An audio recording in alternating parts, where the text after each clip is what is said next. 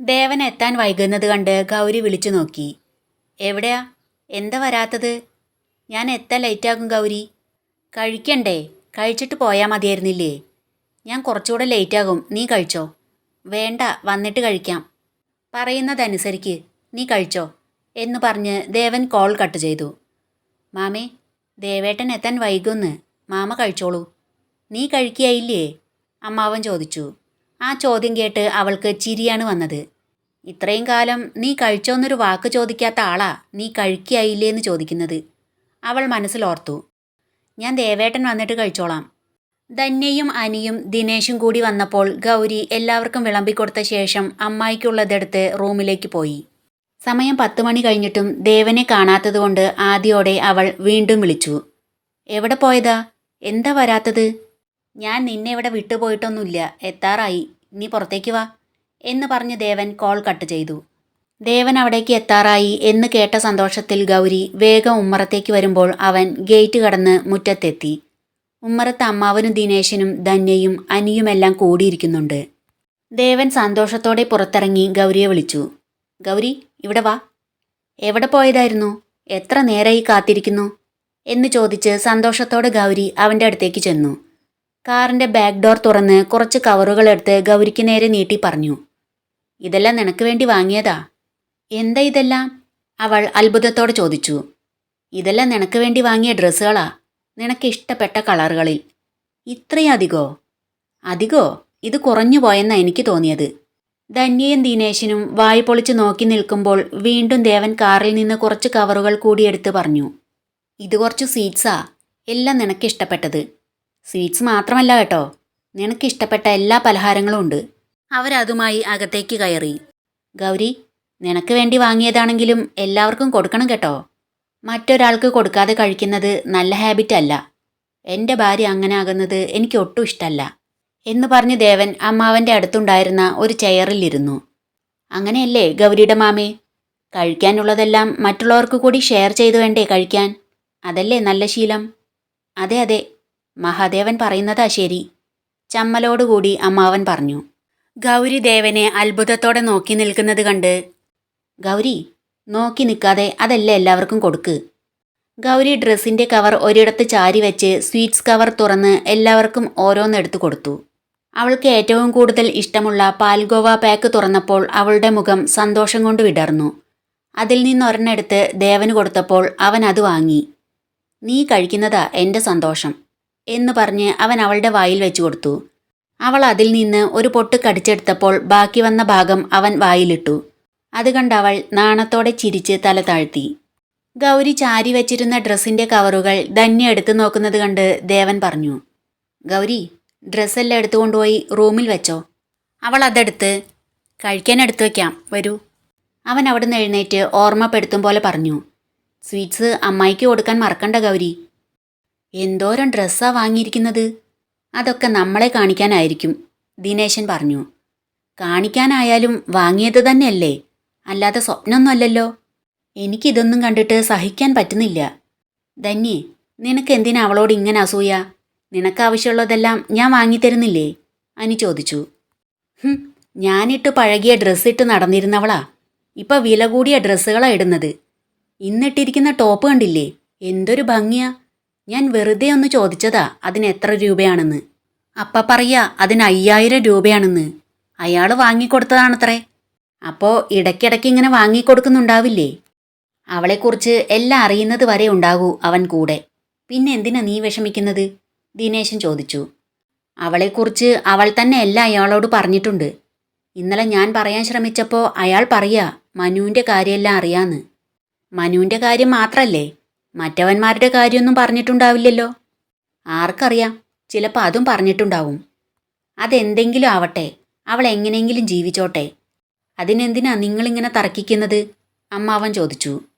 അവൾ എന്നേക്കാൾ നന്നായി പഠിക്കും, എന്നേക്കാൾ കാണാൻ ചന്ത അവൾക്കാണ് എന്നൊക്കെ പറഞ്ഞ് അച്ഛനും അവളോട് അസൂയായിരുന്നല്ലോ. ഇപ്പം എന്തേ അച്ഛൻ ഇങ്ങനെയൊക്കെ പറയുന്നത്? അവളോട് പറഞ്ഞതിൻ്റെയും ചെയ്തതിൻ്റെയും ആയിരിക്കും ഇപ്പം ഇവിടെ നമ്മൾ അനുഭവിക്കുന്നതെല്ലാം. അവൾ പോയതോടെ ഈ വീടിൻ്റെ നാശം തുടങ്ങി. നിങ്ങളുടെ അമ്മയുടെ കാര്യം തന്നെ കണ്ടില്ലേ, എത്ര കാശാ അവൾക്ക് വേണ്ടി ചെലവാക്കുന്നത്. എന്നിട്ടും സ്വയം എഴുന്നേറ്റ് നടക്കാൻ പറ്റുന്നുണ്ടോ? ഇവനൊരു പെണ്ണന്വേഷിച്ച് ചെന്നാൽ കിട്ടുന്നുണ്ടോ? അമ്മയ്ക്ക് വയ്യാതായത് വയസ്സായതുകൊണ്ടാ, അല്ലാതെ അവൾ ഇവിടുന്ന് പോയതുകൊണ്ടൊന്നല്ല. ഏട്ടന് പെണ്ണന്വേഷിച്ച് ചെന്നാൽ കിട്ടാത്തത് അവളുടെ കുഴപ്പം കൊണ്ട് തന്നെയാ. അവൾ ഈ നാട്ടിൽ അത്രത്തോളം ചീത്തപ്പേരല്ലേ ഉണ്ടാക്കി വച്ചിരിക്കുന്നത്. ഇവന് പെണ്ണ് കിട്ടാത്തത് അവളുടെ കുഴപ്പം കൊണ്ടല്ല. ഇവൻ അവളെ കയറി പിടിക്കാൻ ചെന്നിട്ടല്ലേ മനു അവളെ ഇവിടുന്ന് കൊണ്ടുപോയത്. അത് ഈ നാട്ടിൽ ഇനി അറിയാൻ ആരാ ബാക്കിയുള്ളത്? അച്ഛ ഒന്ന് പതുക്കെ പറയേ, അയാൾ കേൾക്കണ്ട.